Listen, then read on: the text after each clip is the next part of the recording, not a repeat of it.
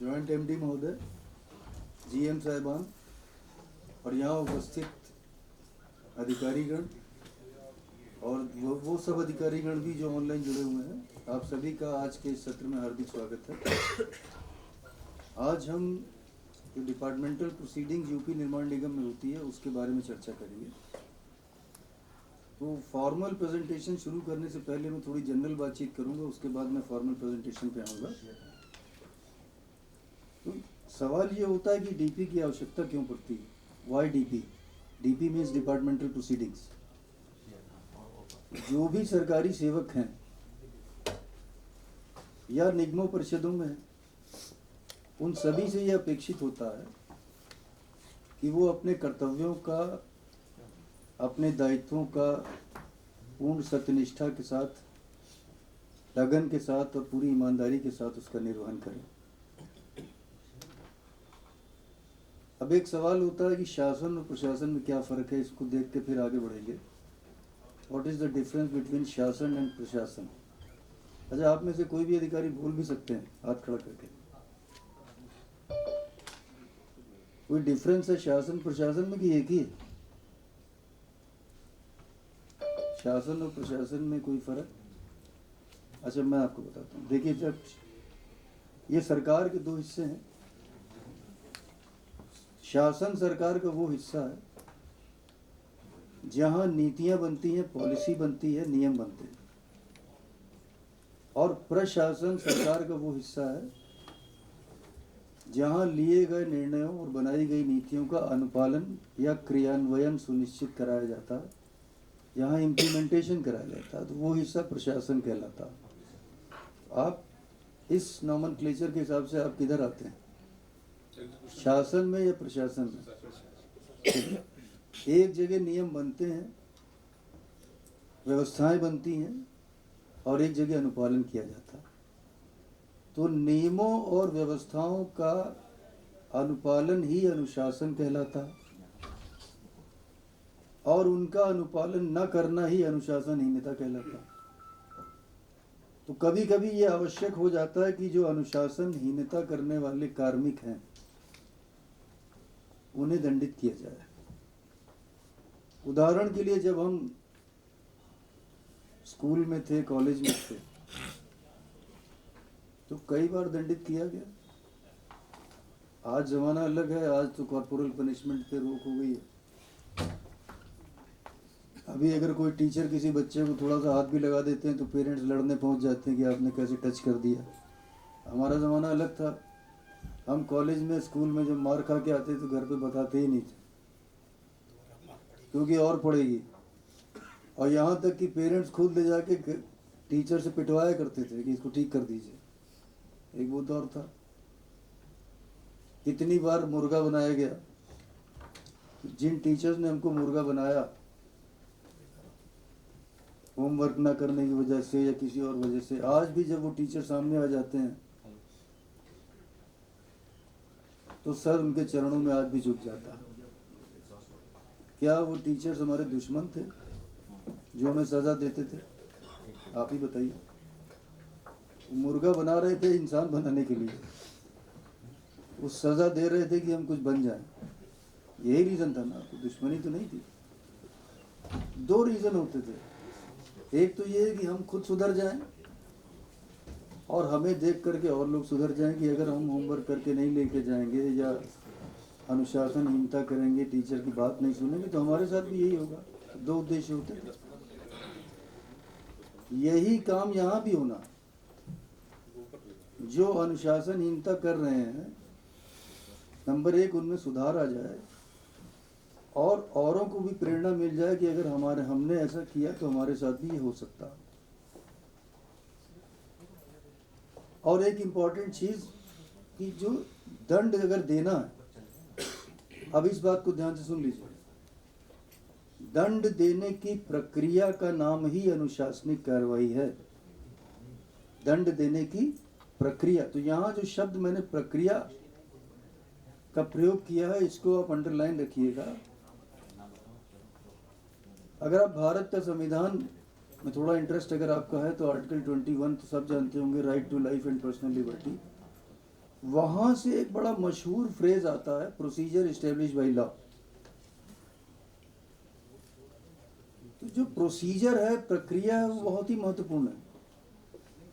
तो संविधान के अनुसार जितना महत्वपूर्ण कानून है, उतनी ही महत्वपूर्ण प्रक्रिया भी है। इस बात का ध्यान रखना आपको, जितना महत्वपूर्ण कानून है उतनी ही महत्वपूर्ण प्रक्रिया भी है। इंपॉर्टेंस कम नहीं है प्रक्रिया की, लॉ की तो है ही। उदाहरण के लिए, यदि किसी की हत्या हो जाती है तो उसके लिए कानून में क्या प्राविधान है? सजा क्या होगी? मृत्युदंड या उम्र कैद, यही है। तो क्या लॉ इन्फोर्सिंग एजेंसी अर्थात पुलिस यदि पकड़ लेती है तो क्या वो सीधे फांसी पर लटका देगी? क्या कहेंगे आप? नहीं, पहले प्रक्रिया पूरी होगी, पहले मुकदमा चलेगा, लोअर कोर्ट से लेकर सुप्रीम कोर्ट तक और मर्सी पिटीशन और जो जो प्रक्रियाएं होती हैं। आपने बापू के हत्यारे के जीवन पर अंकुश लगाया, लेकिन पहले क्या हुआ? पहले फेयर ट्रायल मिला ना। आपने मुंबई हमले के हत्यारे के जीवन पर अंकुश लगाया, अजमल कसाब के जीवन पर, लेकिन क्या सीधे टांग दिया था? पहले क्या हुआ था? पहले प्रक्रिया हुई थी, पहले ट्रायल हुआ, सब कुछ हुआ, सुप्रीम कोर्ट तक गया। आपने निर्भया के दरिंदों को टांगा, लेकिन सीधे नहीं टांग दिया, पहले प्रक्रिया हुई।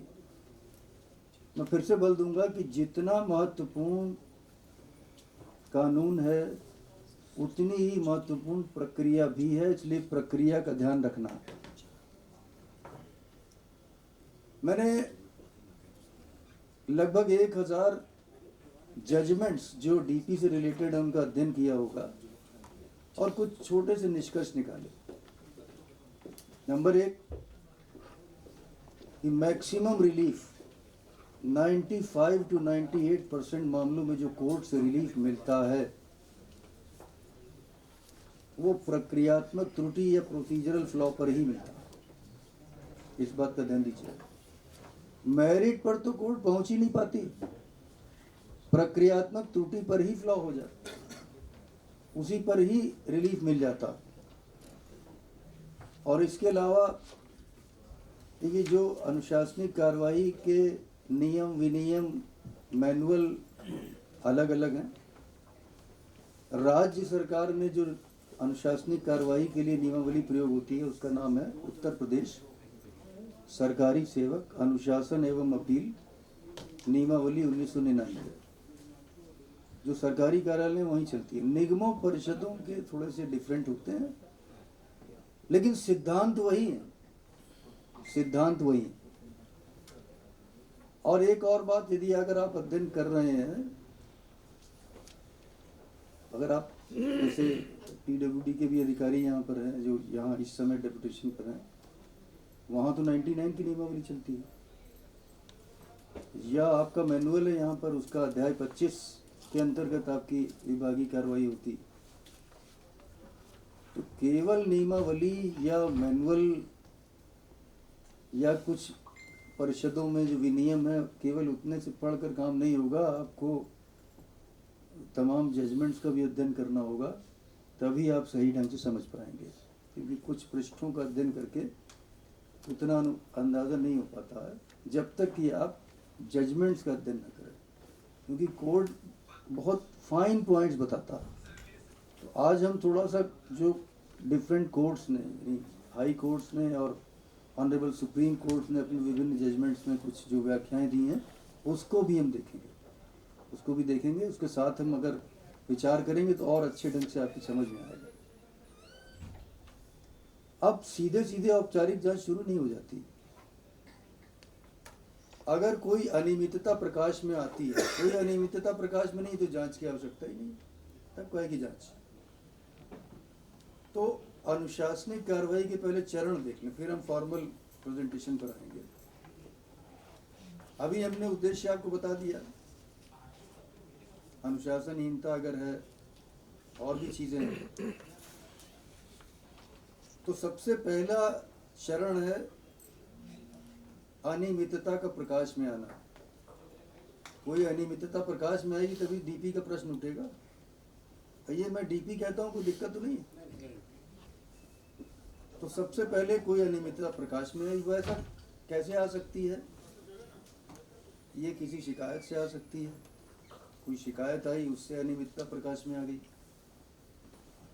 या कोई ऑडिट की रिपोर्ट आई, उससे अनियमितता प्रकाश में आ गई, या वरिष्ठ अधिकारियों ने कोई इंस्पेक्शन किया, कोई निरीक्षण किया और उसके दौरान कोई अनियमितता प्रकाश में आ गई, या किसी अन्य प्रकार से अनियमितता प्रकाश में आ गई, तब क्या होगा? तो सबसे पहले प्रारंभिक जांच होगी। एक बात और, हर मामले में प्रारंभिक जांच हो ये आवश्यक नहीं है। कहाँ नहीं है वो भी देखेंगे। मान लीजिए कोई शिकायत आ गई, तो शिकायत आते ही सीधे कार्रवाई नहीं शुरू हो जाती है। अगर हर शिकायत पे कार्रवाई प्रारंभ हो जाएगी तो लोग नौकरी कर ही नहीं पाएंगे। उसके लिए उत्तर प्रदेश सरकार ने कई बार शासनादेश बार बार रिवाइज किया है, कई बार किया है। 97 में सबसे पहले आया था और फिर बार बार 2012 तक कई बार आया, और विभिन्न निगमों परिषदों ने उसी शासनादेश के आधार पर अपने यहाँ निगम का या परिषद का आदेश भी किया। उसमें ये स्पष्ट रूप से कहा गया है कि यदि कोई शिकायत आती है तो आप देखेंगे कि वो शिकायत किसी सामान्य व्यक्ति ने की है